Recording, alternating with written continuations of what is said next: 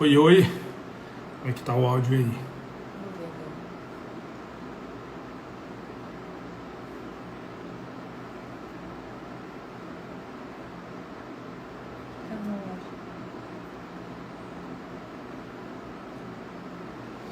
Vamos ver.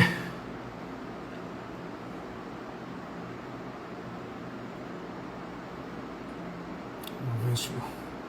Olá, turma que tá chegando. Pessoal, me dê um feedback aí de como é que... Não, tá aí, tá continuando. Mas aí. Avisa que ele tem que entrar na... Estamos tentando conectar o Elcio aqui. Oi, tio, tudo bem? É Pietra. Ele tem que entrar na live do meu Instagram. Você tem que entrar na live do Instagram. Você vai, como se fosse olhar os stories do papai. Como é que tá o áudio aí? Estão me ouvindo bem? Tá chegando bem o Calma, áudio? Tá claro? É só entrar na live, que a gente te manda solicitação. Tá aqui, HK Tá. Leilões, é isso? Não, HK Leilões não. O dele é Elcio Kromberg. Vamos ver se ele vai entrar aqui. A gente chamar o Elcio.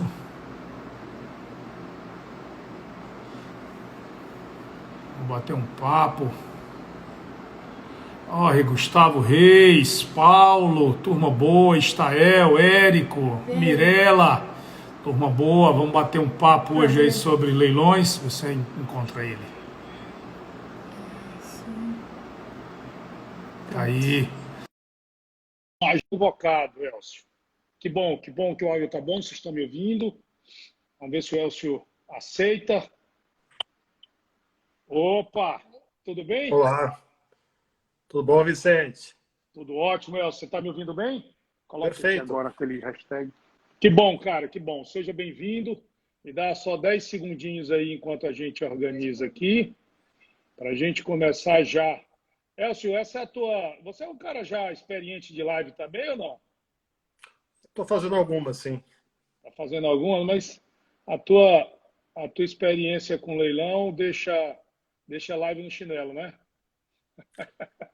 Olha, a gente está num novo mundo, né? Então, todas as experiências são novas agora, né? Pura verdade, viu, cara? Isso aí é uma grande verdade. A gente hoje está aprendendo tudo do zero. Bom, cara, em primeiro lugar, não preciso dizer, não preciso dizer o tanto que é bom bater um papo contigo. Você é um amigo de muitos anos. Elcio, só uma coisa, eu estava tentando me lembrar. Quando foi aquele congresso que a gente se conheceu em Curitiba, que você organizou? Quando foi aquilo?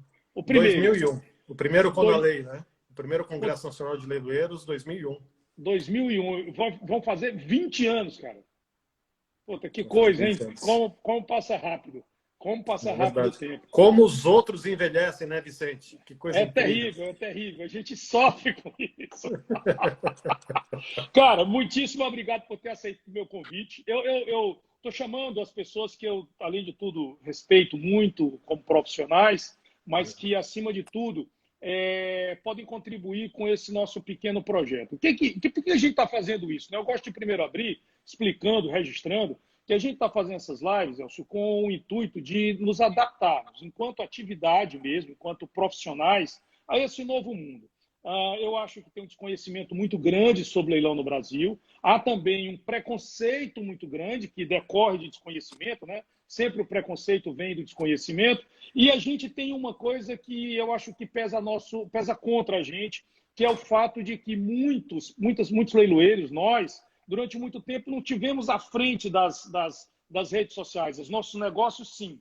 O que aconteceu? Com o mundo digitalizado hoje, começou a aparecer um mundo vamos dizer assim, um mundo novo de possibilidades boas e ruins. Então, o que eu percebi é que existe muito, por exemplo, site falso, existe muita gente falando de leilão indevidamente, e nós que vivemos, que amamos essa profissão, você há 20 anos também, né? Você há 20 anos está como leiloeiro. Então, nós que amamos isso, temos que abrir o kimono, como diz um amigo meu, temos que ir para cima, falar a verdade, abrir o jogo, trocar ideia e nos expor. Faz parte de se expor, mas faz parte também da gente dar conhecimento ao público. Então, esse é o tom. Então, a gente vai falar, vou tentar ao máximo conduzir aqui algumas perguntas com você, mas eu sempre começo assim, apresentando o meu amigo Elcio Kromberg. Você é leiloeiro desde 2000, formado em administração, economia ciências contábeis e direito. Ficou faltando o quê, cara? Que você largou as outras. Ainda tinha uns 10 aí, medicina. Você é pós-graduado e mestre também em direito e administração. Professor universitário, coordenador de cursos de graduação, pós-graduação, atua na Justiça Federal, do Trabalho Estadual, autor de livros, bons livros na área que eu já li, recomendo a todo mundo que está começando o leilão. E eu sempre começo com uma pergunta bem simples. Como é que você entrou em leilão? Fala para a gente, para que a gente comece, quem não te conhece, entender um pouco a tua história. Bom, para quem não me conhece, a história é bem interessante. Para quem me conhece, eu nunca contei também. Você não sabe, né? Sei um pedaço, mas não sei ela toda. Estou aqui querendo aprender. Cara, eu acho que eu nunca contei, né? Na verdade, eu tinha um sócio em São Paulo, numa outra atividade, e ele é leiloeiro, né? E aí, para montar uma sociedade, ele convidou um outro amigo dele, né? Que era marchand de artes. E aí, eu comecei a ver e entender o mundo dos leilões. Mas eu sempre gostei muito dos leilões, nunca imaginei que eu seria um dia leiloeiro, e eu frequentava alguns leilões, né? Daquele pessoal um pouco mais antigo que a gente, né? Como o Sodré, leilão do Zucman, do Milan. Então, assim, é bacana, entender? Mas, assim, não fazia parte, eu sempre fui mais da área empresarial, né? E morava em São Paulo, né? E esses eram leiloeiros de São Paulo, onde realmente o mercado de arte funciona, né? O mercado de arte está praticamente no eixo Rio e São Paulo. E o mais interessante é que, né, leiloeiros famosos, a Jean Paido, né, que teve a live ontem, Eduardo Magalhães, né? E eu imaginava que leilão era só mercado de arte, né? Nas férias de julho, ia para Campos do Jordão, muitos leilões de arte, né? E alguma coisa daquele tal do leilão rural. Isso em que ano, Elcio? Só para contextualizar. Isso era 1990, 92, né? E ficou aquela história na cabeça, né? Mas eu acabei casando com curitibana e vim morar em Curitiba. Eu sou leiloeiro aqui no Paraná, estou falando aqui de Curitiba, né? Certamente aí onde você está agora... Uma cidade maravilhosa. São Luís deve estar um pouquinho mais calor do que hoje. Sem dúvida. Né? E Curitiba eu já estou até passando um pouco frio, né? Estamos aqui com uma temperatura bem agradável, já estamos com 11 graus, mas vai cair a temperatura. Esquentou bastante. Está bem agradável. Casando com curitibana, né? A primeira coisa que eu comecei a fazer, claro, foi tentar conhecer gente aqui, né? E aí, fazendo curso de pós-graduação, né? Fazendo um curso de graduação. E aí, sabe, apareceu a oportunidade de me matricular na junta comercial. Mas o que eu ia fazer no mundo dos leilões, né? Não era um leiloeiro de arte, o mercado de arte no Paraná ele não é significativo como no eixo Rio e São Paulo. Leilão rural não conhecia, né? Tinha sítio, tinha fazenda, a gente trabalhava com gado de leite, mas não entendia muito bem, mas ficou aquilo na cabeça. E aí, um amigo meu montou uma empresa de armazém gerais. E nessa empresa de armazém gerais, ele falou assim, Elcio, tem uma oportunidade incrível da gente fazer negócio, que é fazer leilão de warrant. Que é um leilão super específico. Armazéns gerais, são coisas do Império que vieram da nossa atividade. Faz parte da mesma regulação, né? O código está lá no nosso código. Exatamente, né? Tanto é que éramos poucos os matriculados. As empresas eram matriculadas na junta comercial. Isso. As empresas passaram a ser registradas e ficaram quem? Detentores de matrícula.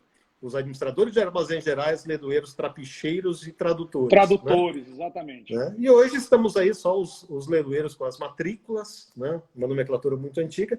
Mas, então, as empresas de armazém geral, elas podem guardar bens. E esses bens que lhes são guardados, que são confiados, ela pode emitir um título, que é o conhecimento, né, de guarda, lastreado no valor mobiliário, lá do direito empresarial, que é o warrant. falou assim, Elcio, a gente vai emprestar dinheiro e vamos guardar essas As mercadorias, garantias. que exatamente a mercadoria. Só que a mercadoria ela não é transacionada, né, por quilos, por toneladas, por caminhões. São contratos, como são os contratos da bolsa, né, os bursados. Antigamente nós tínhamos as bolsas de mercadoria e hoje tudo centralizado na B3, né, algumas poucas bolsas de mercadorias espalhadas pelo país. Sim. Mas eu entrei para isso, para fazer leilão das warrants. Que coisa, hein? Durou muito pouco, né, porque os empréstimos tinham isso como garantia.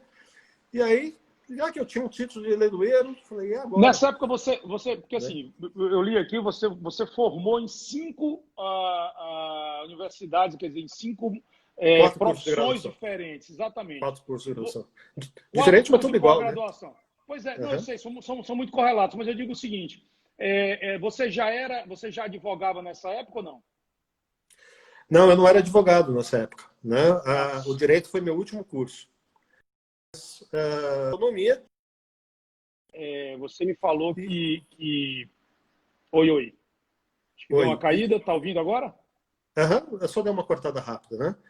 E aí o que eu percebi é que com aquele meu conhecimento, né, teria a possibilidade de fazer isso. Só que eu já estava no curso de Direito, já estava conhecendo um monte de gente, falei, por que não leilão judicial?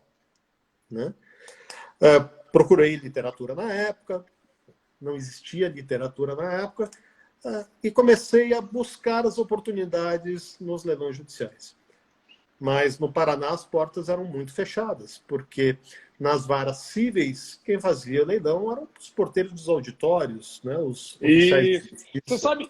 Você sabe que o meu hoje chamam TCC, né, mas a minha monografia naquela época foi sobre leilões. Eu já era leiloeiro, mas foi sobre o leilão de execução fiscal. Eu fiz exatamente isso. E depois nem terminei trabalhando muito com isso, né? Mas você especializou muito em leilão judicial. E eu acho que você hoje, sem dúvida alguma, é um dos mais, vamos dizer assim, mais detentores de conhecimento técnico na área, os caras que mais até têm inovado na doutrina do leilão judicial no Brasil. E eu queria que tu fizesse assim, como a gente tem pessoas aqui que estão hoje, tem colegas, eu já vi vários colegas aqui passando, tem pessoas que não conhecem leilão, estão recebendo um monte de pergunta bem simples, bem mais complexa, então a gente vai ter que eu vou ter que te jogar um monte de pergunta aí, mas eu queria que, antes de qualquer coisa, você me dissesse assim, Elcio, como é que você definiria, para uma pessoa leiga, qual é a diferença entre esse leilão judicial que você começou a fazer lá e o leilão que não é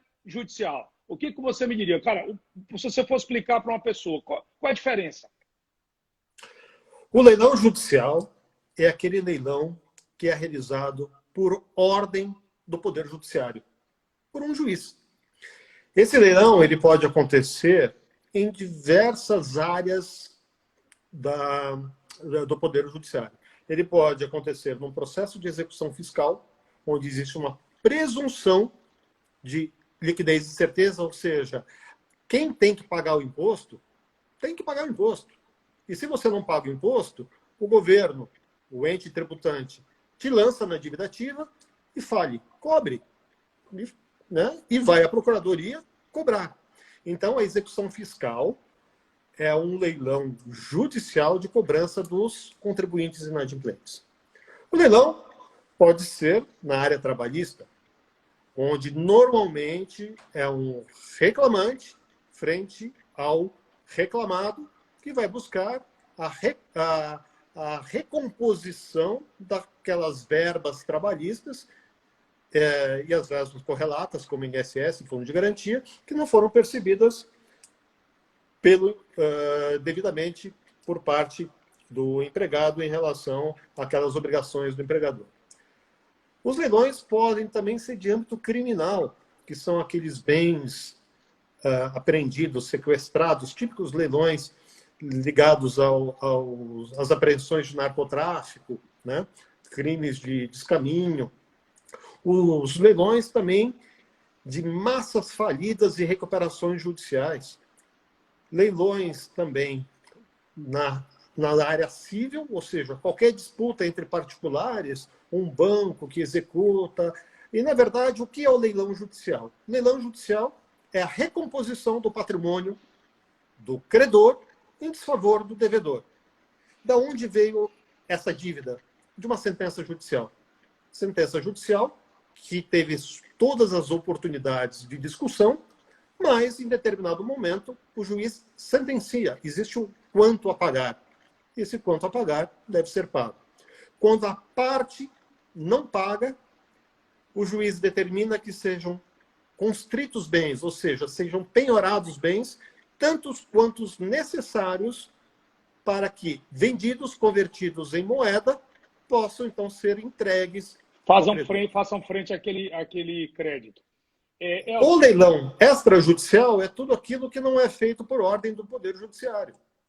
Então, é o leilão entre particulares, aquele particular que quer colocar o seu bem à venda, o leilão beneficente, né, tendo como objetivo ali a entrega daqueles recursos obtidos com a venda de bens doados, recebidos em prol de, normalmente, instituições filantrópicas.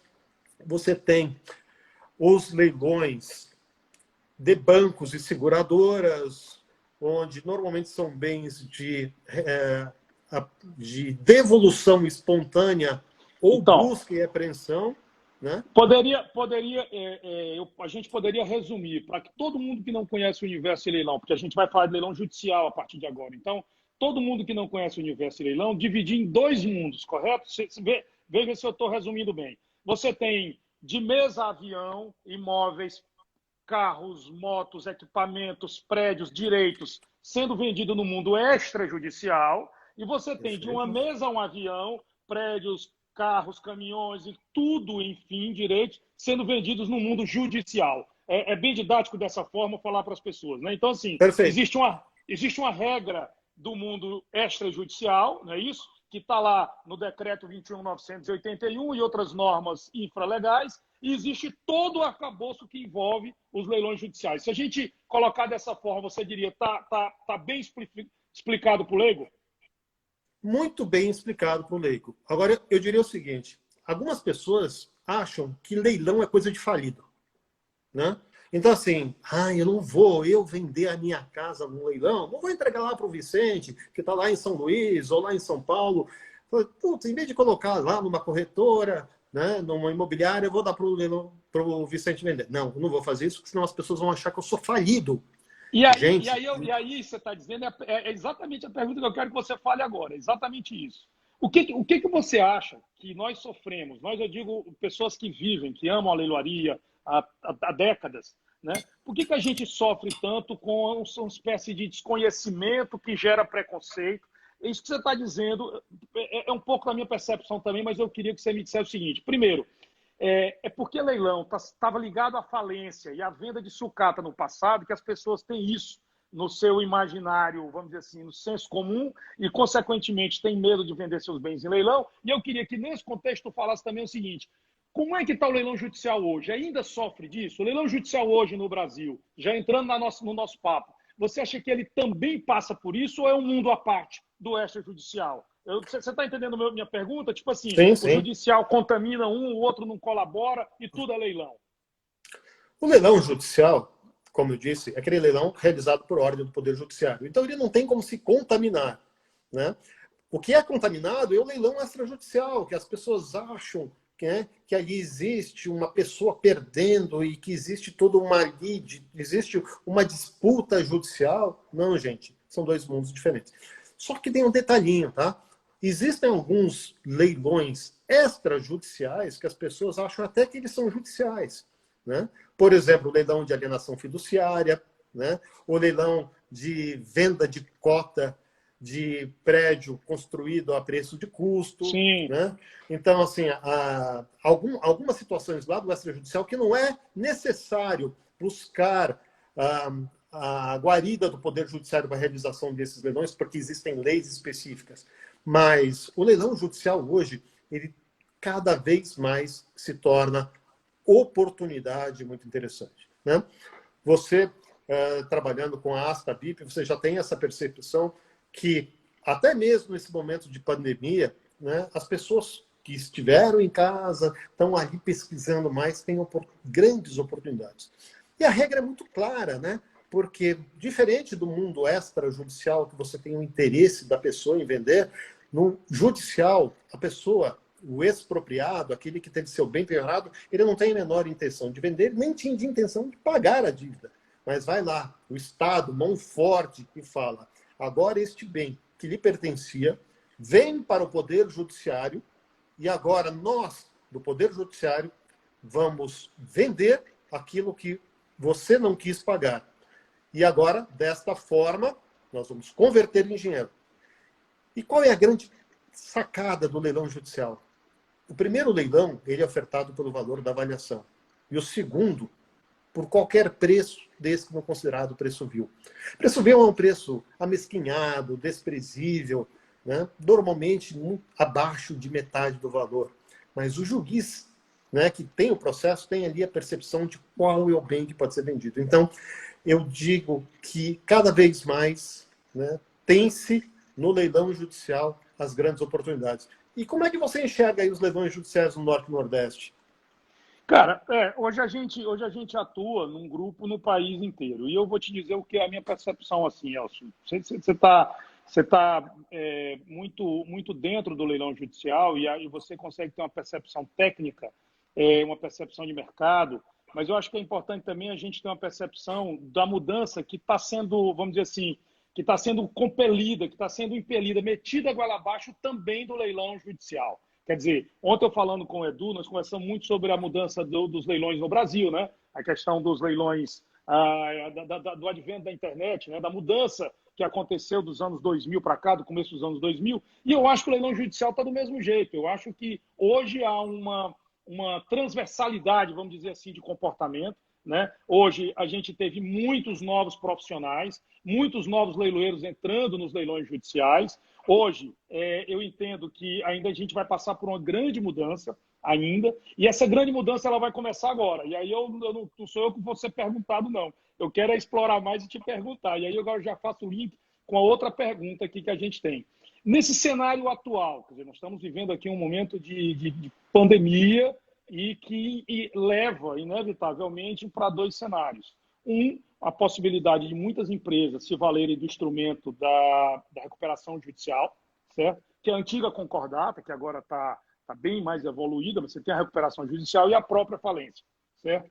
Para as pessoas comuns, a gente vai falar disso mais especificamente lá na frente, mas eu ainda quero tentar seguir uma linha aqui que eu tracei, que é o seguinte: para as pessoas comuns, puxa, esse negócio é bom, vai ter muita coisa. Vai se falar muito de leilão judicial agora no Brasil, porque é inevitável, isso acontece no mundo inteiro e vai acontecer. Qual era o primeiro recado que você daria, como um profissional de 20 anos de mercado, um doutrinador, dizer o seguinte: cara, você tem que prestar atenção nisso. Por exemplo, tem editais que vêm com termos técnicos, tem editais que vêm com particularidades e até peculiaridades. Então, eu queria saber de você o seguinte: o que você diria para uma pessoa que quer começar a comprar em leilão? Cara, primeiro passo, o que você diria? Leia o edital. É fundamental. Primeiro, encontre um leiloeiro, né, que você tenha certeza que vai ser um leiloeiro sério, que pertence a um grupo sério. Primeiro. Né? Se existe um leiloeiro sério. Né? Primeira coisa, né, tenha certeza... Só parênteses, eu estou falando isso, Elcio, eu vou te deixar responder o seguinte, que ele existe no sentido, não só que existe o leiloeiro sério, porque todos que estão no Poder Judiciário temos dever, inclusive, de provar a honestidade, não só de ser, mas de provar. Mas hoje, a quantidade de site falso, cara, é importante você destacar isso, eu estou pontuando. Sim. Pelo seguinte: o cara vai para o mundo digital, ele não sabe quem é o Cronenberg, ele não sabe quem é o Vicente, ele não sabe quem é a Asta VIP, ele não sabe nada. E ele encontra lá uma oportunidade e de repente cai em um site falso. Então, é muito importante você destacar isso aí. Procure um leiloeiro sério. Primeiro, vá visitá-lo. Vá ter certeza que ele existe, que ele está sediado, né? Grande parte dos sites desses estelionatários, não há outra palavra, e nem é jocoso, é crime de estelionato que está sendo praticado, são pessoas que estão ali fazendo ofertas de bens de valor muito alto por ninharia. Isso é possível acontecer nos leilões judiciais? Sim, isso acontece. Por isso que essas pessoas acabam se tornando incautos e caindo nessas armadilhas. Então, primeira dica, conheça o leiloeiro. Depois tenha certeza que ele existe e que ele está nomeado, que ele foi nomeado pelo juízo, né? Com poucas informações, né? Mesmo na internet você vai ter acesso à informação. Depois disso, leia o edital. O edital foi feito pelo juiz, tem as regras do jogo, né? Possibilidade de parcelamento, tem que ser à vista, se tem dívida, se não tem dívida, está tudo lá. Você não cai em armadilha lendo o edital. Pergunte para o leiloeiro. Né? Perfeito. Depois disso, né? Visite o bem. Né? Alguns bens no judicial é difícil você ter acesso. Um apartamento que esteja, por exemplo, ocupado. Você não vai conseguir entrar. Quer dizer, vai ter que pedir uma ordem judicial, é extremamente complicado. Chegou para mim uma pergunta aqui semelhante a essa. Um veículo que está penhorado e não foi localizado, ele pode ser leiloado? Essa é uma pergunta que é semelhante a isso. E até pode, né? Pode. Né? Alguns juízes entendem, por exemplo, que o bem tem que ficar na mão do executado, porque é muito oneroso você tirar o bem dele, né, enquanto ele está usando, que ele pode ser um motorista. Alguns outros juízes entendem que o bem tem que ser removido, né, imediatamente para o depositário, para o leiloeiro ou para o exequente, muitas vezes. Então, é possível, sim, que um bem não esteja na posse do leiloeiro, mas certifique-se, porque se um veículo não está na posse do leiloeiro, ele pode, eventualmente, ser depreciado entre a compra e depois o momento seguinte, que é de seu interesse. Agora, um imóvel, se você vai pagar barato, leve em consideração, mesmo que ele esteja acabado, né, que ele tenha necessidade de reforma. Porque um apartamento de R$500 mil, que você pode, muitas vezes, ter aí uma avaliação de 800, e que o juiz determina a venda a partir de 400, e você faz uma oferta de R$400 mil, por mais ruim que ele esteja, você vai ganhar dinheiro. Né?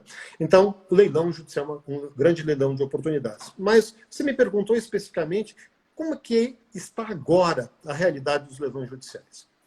E eu vou te dizer, Vicente, todo mundo que está assistindo a gente, é um momento muito interessante. Por quê? Porque os bens são avaliados. No momento recessivo, os bens levam em consideração, os avaliadores levam em consideração na avaliação o que o mercado paga. Então, certamente já estão sendo depreciados pela questão recessiva.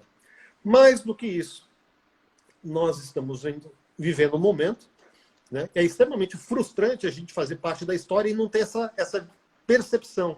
Mas tudo a partir do Covid vai mudar.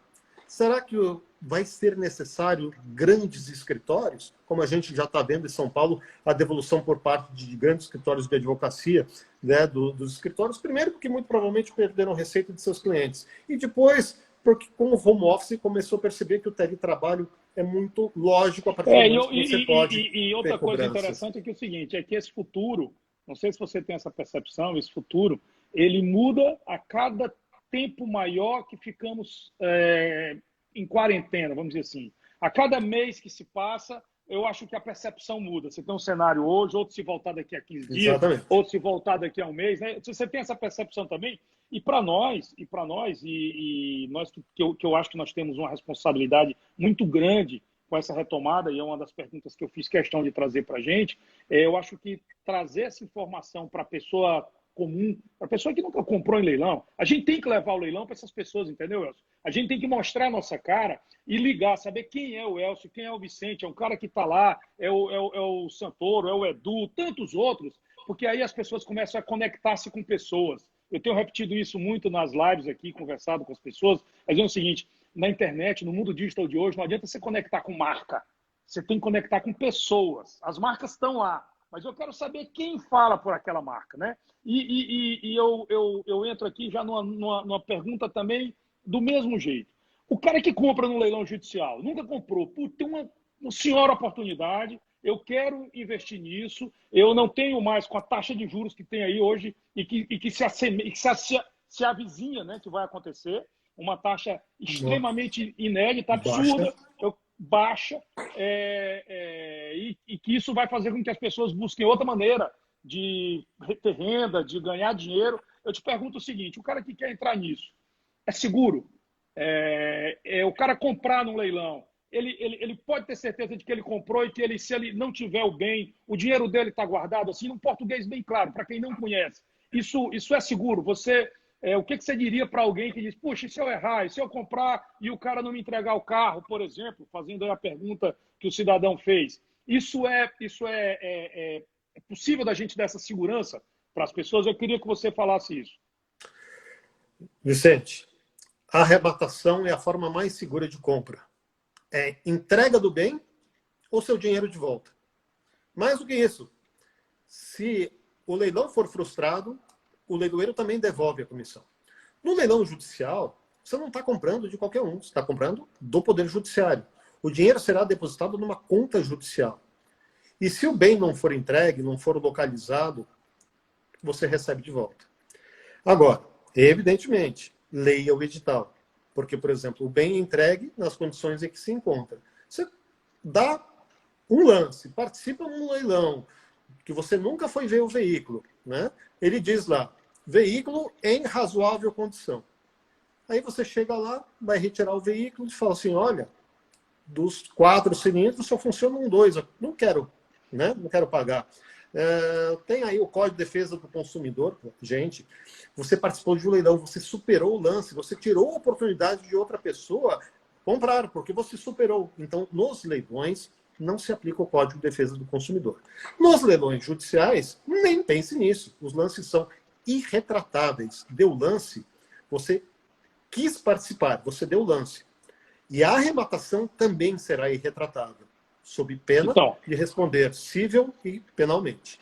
Então, é aí que a gente faz um link, uma ligação com aquilo que você falou lá atrás. Leia o edital, conheça as regras, porque você tem todas as garantias do mundo, correto? Mas você não pode depois dizer, eu não sabia, eu arrisquei, correto? Então, assim, eu estou aqui tentando fazer essa tradução para sempre ligar. Eu acabei de receber uma pergunta aqui da Ana Brandão. Ana Brandão, amiga da Eveline, que é uma grande advogada, e ela fez uma pergunta interessante agora que eu acho que está exatamente nisso aí. Quando o edital tiver vícios, eu vou no edital, eu acredito no edital. O edital é a lei máxima daquele evento. Quando o edital tiver vícios, eu vou conseguir receber o bem? Como é que se comporta nesse caso? Se nós estamos falando de leilão judicial, evidentemente que após a arrematação pode haver a impugnação. Lá na Justiça do Trabalho ainda se aceita os embargos à arrematação. Ou seja, é oportunizado aquele que está perdendo o bem uma mera discussão. Mas com o novo Código de Processo Civil isso se avançou muito, né? Porque antes se alongavam muito essas discussões. Então agora, veja... A remissão nas 24 horas posteriores, Elson, para mim foi uma mudança brutal, né? Já não existe mais. Já não existe mais, isso era uma possibilidade do devedor, né? Mas veja o quanto se avançou no processo civil. Primeiro, que agora comprou, tem gente dentro ou não, não importa. O juiz vai mandar o arrematante, então, se emitir na posse. Se não for de forma voluntária por parte do ocupante, por força policial. Agora, é garantido. Comprou no leilão judicial, é seu dinheiro de volta ou o bem que você comprou. Mas você não quer seu dinheiro de volta, você quer receber. Exato. E ressalve-se que, e aí é muito importante eu dizer isso, que também a comissão paga ao leiloeiro, ela é disponível em caso de desfazimento da arrematação. Claro. Isso é muito importante, né? Quer dizer, eu tô aqui colocando para você algo que eu acho que é muito importante, que também acho que o comprador tem que saber que nenhum valor que ele despreenda na arrematação de um imóvel judicial vai lhe ser, por algum motivo que ele não deu causa, né, isso desprotegido, ou seja, ele vai ter a garantia daquele valor, inclusive a arrematação, a comissão do leiloeiro, né? Isso é muito importante a gente colocar. Elson, então 50... como funciona quando o imóvel está ocupado? Acabei de falar. Você falou, o juiz vai emitir na posse e isso é uma condição indissociável da arrematação de imóveis. Mas eu vou deixar mais pergunta para o final, porque eu acho que a gente tem coisas importantes aqui para a gente ir tratando em relação ao leilão, que eu quero explorar um pouco mais sobre isso. Eu acho que depois a gente vai ter que fazer mais umas 3 lives para a gente poder esgotar esse assunto.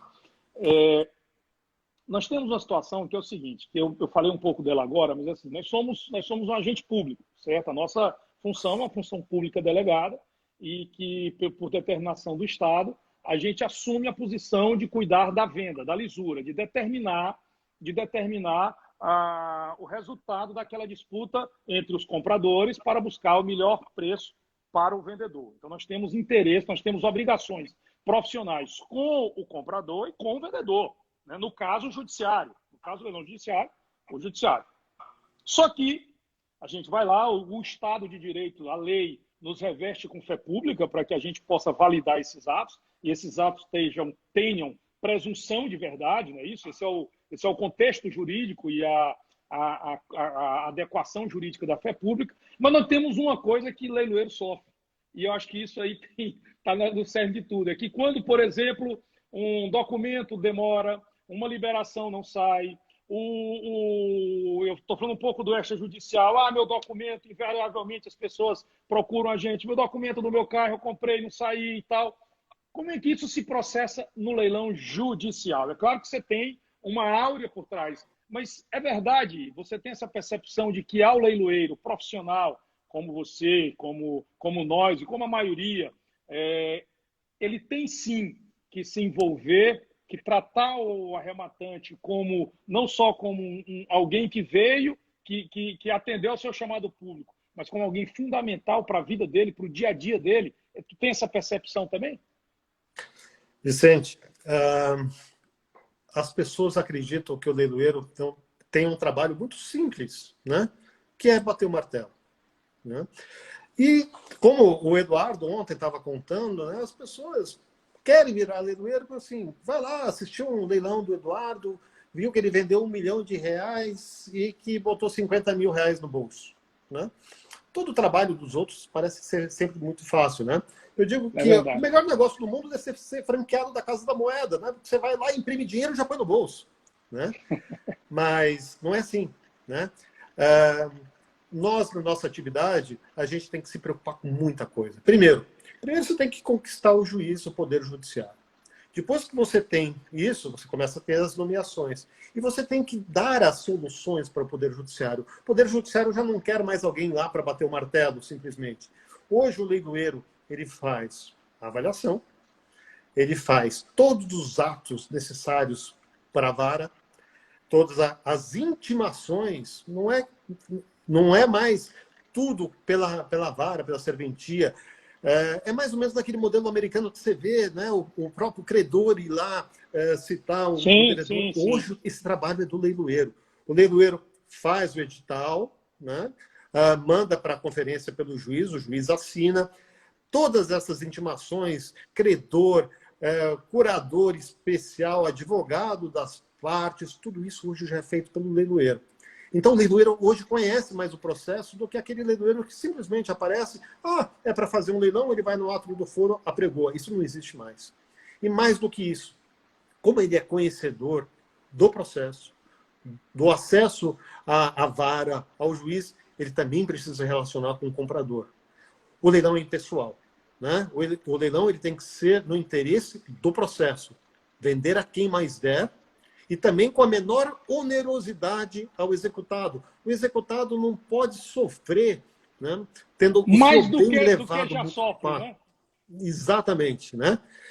E o arrematante nunca quer pagar um preço maior. Mas desse equilíbrio que o leiloeiro tem que saber fazer, né, ele terá como resultado um bom relacionamento com compradores, os arrematantes, os licitantes, e aquele que lhe oferta os leilões, que é o Poder Judiciário. Então, é essencial conhecer, se dedicar ao trabalho. Cara, isso que você está falando aí, é o que a gente tem visto de maneira geral, tá? Para todos os colegas, a gente tem...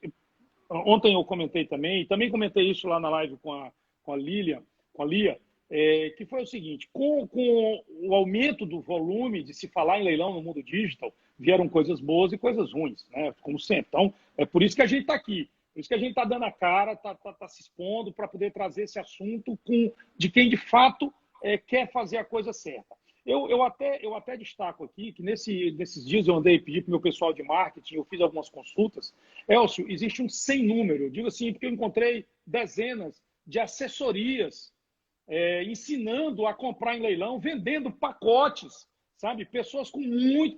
façam curso, ganhem dinheiro agora e tal. Eu não as conheço, depois eu vou até procurar e quem sabe convidar algumas para falar, porque nós vivemos disso. E se os caras estão ajudando, estão fazendo direito, pô, eu acho legal. Que quanto mais falarem com seriedade, quanto mais falarem de maneira correta, melhor, correto?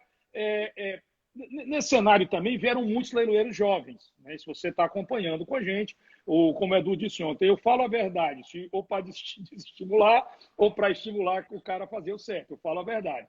No judicial tem uma questão aí, que o jovem não consegue trabalhar no judicial, porque tem um impedimento legal, né? Eu queria que você falasse isso, quer dizer, parece que precisa de um prazo hoje, há uma resolução do CNJ que tem 3 anos, para que ele possa entrar na atividade judicial, né? Isso eu queria que você falasse isso também. Poxa, mas passa rápido, hein?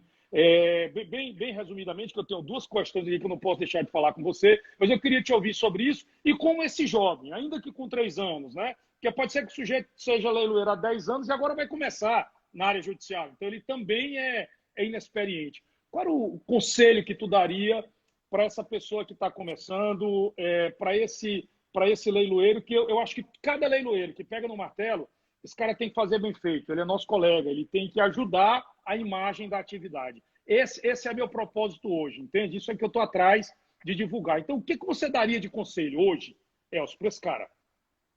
Estude, se debruce, seja especialista naquilo que você quer fazer, né? Hoje, dentro da leiloaria judicial, existem diferenciações. Leilão de varas falimentares de recuperação judicial são diferentes de processos judiciais, de processos trabalhistas, de processos de execução. Agora, é um mundo de muita liturgia, como diria o nosso ministro Marco Aurélio. Então, você não pode errar nomenclatura, você deve estar adequado à linguagem, porque você fala e conversa com o mundo jurídico. Mas você não precisa ter uma formação jurídica para saber, para estudar. Existem muitos, né? Eu tinha um grande amigo, leiloeiro já falecido, o Arthur Henrique Carstens, que ele não tinha formação jurídica, mas... Meu grande amigo e guru, não posso deixar de falar de isso. lembrá-lo. De lembrá-lo. Você falou muito bem. O Carstens foi um grande amigo. Mas, mesmo não tendo formação jurídica, era um grande especialista dos leilões judiciais. Hoje, algumas pessoas gostam do meu trabalho na área de recuperação judicial. Eu faço toda a parte de avaliação da unidade produtiva isolada. A unidade produtiva isolada é a única forma de aquisição no Brasil de uma atividade existente de uma empresa que não vai ter sucessão trabalhista sem e sucessão fiscal. É isso aí. Né? Então, tudo isso tem que ser conhecer, muito bem né? formatado. E a partir do momento que você estuda, conhece, você também vai ser demandado não só pelo Poder Judiciário, mas por todos aqueles que buscam oportunidades. Então, só existe uma forma: estude. Show. Eu acho que é isso aí. Conheça, aprenda. Agora, cara, nosso tempo já está acabando, mas eu preciso falar uma coisa assim. Nós vamos enfrentar aí, o Brasil, o país e o mundo vai enfrentar um mundo novo, isso todo mundo está dizendo o tempo todo, mas eu vou trazer isso para a nossa realidade, eu vou trazer isso para a nossa vida, para os leilões, especificamente para os leilões judiciais. E, inevitavelmente, em muitos momentos, as pessoas comuns, que a gente chama comum, pessoas que têm outras atividades não ligadas ao comércio, ao leilão diretamente, elas vão se confrontar com essa realidade, porque o que se presume, o que se espera é que haja um aumento muito grande de casos, como eu falei lá atrás, e agora eu trago para a mesa isso, de recuperação judicial e de falências no Brasil. A nossa atividade, a nossa profissão tem uma responsabilidade muito grande com o país. Eu sempre defendo isso. Eu acho que quando você faz o que você faz com amor, sabendo qual é o teu dever, é impossível não dar certo. Então, nós temos uma responsabilidade muito grande, que é fazer um grande trabalho nesse momento, onde essas pessoas que faliram, não por vontade delas, onde essas pessoas que estão em recuperação judicial, querendo retomar suas vidas, vão precisar da liquidação mais perfeita e, vamos dizer assim, mais produtiva de seus ativos. Eu queria que você me desse a sua opinião sobre 2 pontos específicos. O primeiro, qual é a expectativa de aumento desses números? O que é que se fala hoje de quantidade de aumento de recuperações judiciais e, consequentemente, falências? Se você destaca algumas áreas específicas onde isso sinaliza um acréscimo, vamos dizer assim, mais volumoso e mais intenso, e, principalmente, o que é que você acha que o leiloeiro, também já experiente, deve fazer e qual é o dia a dia nesse novo cenário? Vicente, ninguém em janeiro ou dezembro do ano passado podia imaginar que era um mau negócio ser dono de shopping, ser dono de uma companhia aérea, ser dono de uma locadora de veículos, ter uma agência de viagens, ter um hotel, um estabelecimento hoteleiro, hospital, que vive muitas vezes de procedimentos eletivos. E tudo isso foi colocado em xeque em muito pouco tempo, né? Educação à distância, que sempre foi muito criticada, virou a tônica. Alguns negócios, né, despontaram, né, como sites de reuniões virtuais. Todos nós já repensamos qual a necessidade de eu ter todos os colaboradores presentes no local de trabalho. Para que eu preciso viajar para São Paulo para conversar com o Vicente? E agora a gente tem ferramentas que a gente acreditava que eu tinha que estar tete a tete, mas nós estamos tete a tete. Tudo isso muda. Os pedidos de recuperação judicial vão aumentar significativamente e a gente já percebe isso pelas negociações já no mercado de recuperação extrajudicial. É um passo para o mercado da recuperação judicial. Falências vão acontecer? Vão. Só que tudo que a gente depende do Poder Judiciário, ele não tem um timing tão rápido. Por quê? Porque uma recuperação judicial distribuída, você tem o início do stay period de 6 meses, ou seja, em 6 meses nada pode acontecer com aquela empresa de recuperação, param todos os processos até a Assembleia Geral de Credores. Passaram-se 6 meses, de repente ela pode ser postergada, essa Assembleia pode demorar 1 ano. Então, os efeitos não são tão imediatos. A falência também não acontece exatamente no momento. As empresas, os empresários sempre dizem que é uma bola de neve, mas se Deus quiser vai bater um sol e essa bola de neve vai diminuir, enquanto na verdade ela aumenta. Então, nós não vamos ter um efeito manada, né? Mas vão acontecer e isso vai se perpetuando. Eu atuo em falências de 30, 35 anos que ainda não realizaram seus ativos. Ou seja, tudo isso perdura. Agora, quanto mais rápido o Poder Judiciário der guarida para as recuperações judiciais ou liquidar os ativos da falência, mais benéfico será para o quadro de credores e evitando um efeito manada, né? Nós não vamos ter um craque da Bolsa de 29, né? Mas nós já vivemos recentemente, né, há menos de 12 anos atrás, na época do subprime, né, uma mudança radical do mercado, né? E tenho certeza absoluta, cada vez mais os mercados serão dinâmicos. Me perguntaram ontem, Elcio, você quer entrar num negócio aí de um empreendimento imobiliário para fazer uma locação de loja, garantido 20 anos que o banco vai fazer locação? Construir e locar para o banco. Eu falei, eu não te aconselho. Mas banco? Você não vai... Eu já ia te perguntar se era um site falso. Aí eu falei, podia ser um site falso. Né?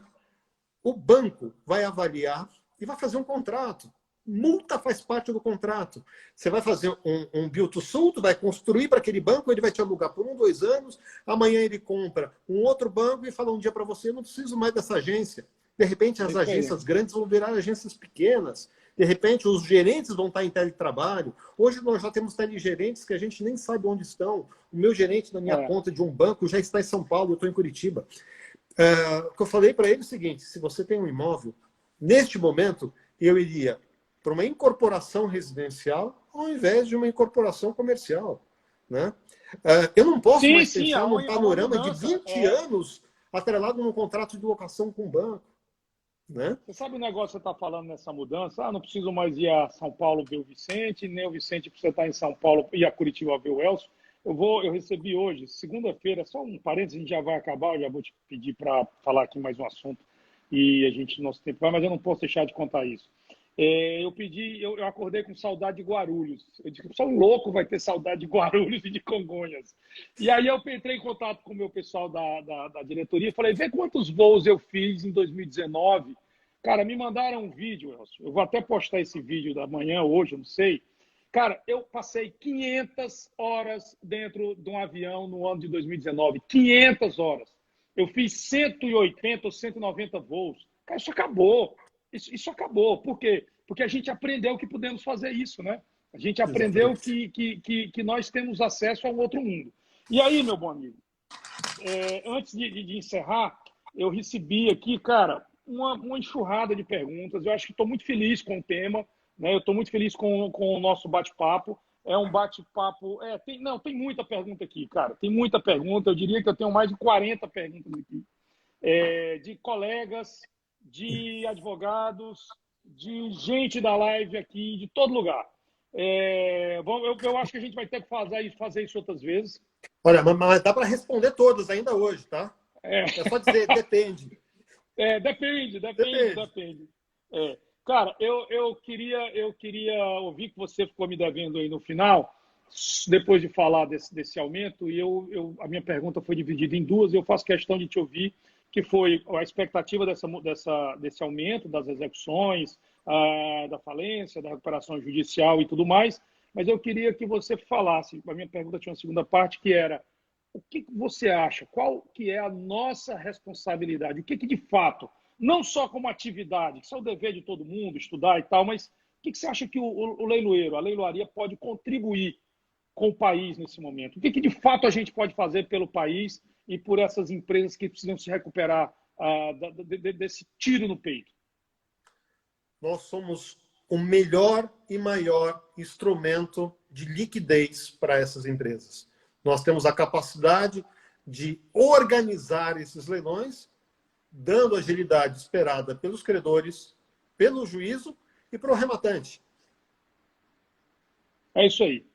Eu tenho dito isso na parte judicial, na parte extrajudicial. O leiloeiro que entender que essa é a missão dele, ele vai conseguir se sobressair, ele vai conseguir fazer um grande trabalho.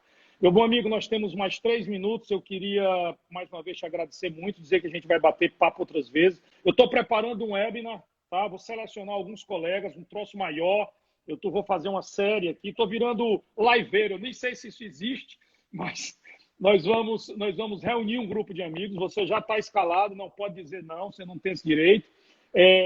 Eu propus para a Lia, Elcio, e queria saber se você topa da gente organizar um leilão beneficente dos leiloeiros, pela primeira vez no Brasil, os leiloeiros fazerem doações para a gente fazer um leilão beneficente de todos os leiloeiros. Queria saber se você topa entrar comigo nesse projeto. Vamos Está dentro, 100%. Claro. Eu não tinha dúvida disso.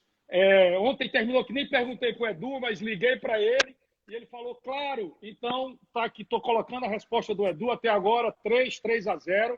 E eu queria te deixar aqui 2 minutinhos para você falar o que você quiser, e te agradecer mais uma vez, cara. Tem 2 minutos aí, fala o que você quiser. Passa rápido, né, esse próximo?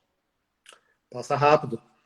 Bom, na verdade, né, não vou nem usar os 2 minutos. E toda vez que a gente diz que vai falar pouco, a gente fala bastante, né? A gente tem cosquinha na língua.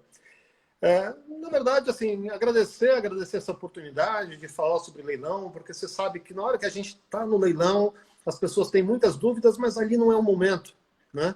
Então, assim, é muito importante que as pessoas se debrucem, tentem entender exatamente como é que é a mecânica, como é que funciona. A gente está sempre tentando auxiliar os arrematantes, os novos leiloeiros, mesmo aqueles operadores do direito, para que tenham ali uma tranquilidade do momento difícil, que é o momento de expropriação forçada, aquele momento em que ninguém gostaria de chegar. O devedor não queria chegar naquele momento de ter que perder seus bens, né?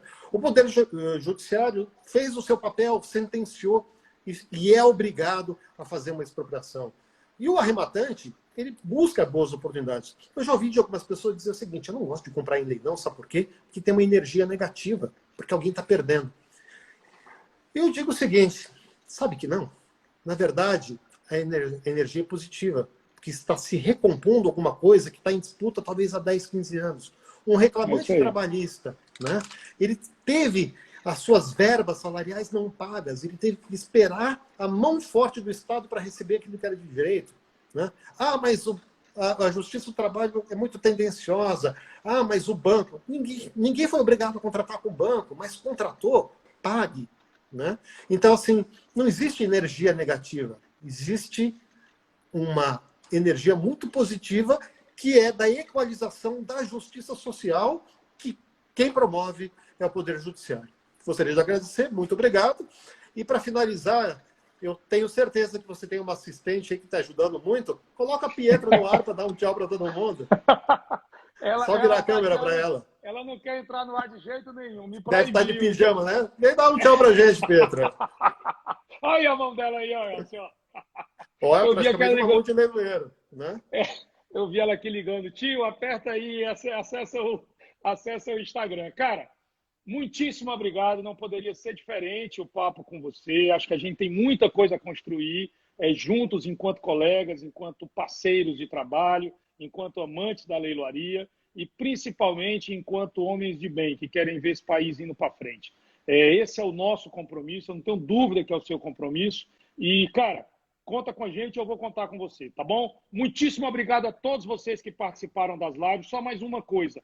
Pode me procurar no como é que chama lá? No privado, né? Me chama, me procura lá, manda pergunta no direct. O Elcio já está craque. Me pergunta, porque a gente vai responder tudo. Muitíssimo obrigado, Elcio. Um abraço. Vamos à próxima. Obrigado. Boa noite a todos. Abraço a todo mundo, abraço pessoal da Asta VIP, da Leilões VIP. Tá todo mundo aí. Tá, joia. Um abração a todo mundo. Grandes amigos. Até mais. Encerrar agora.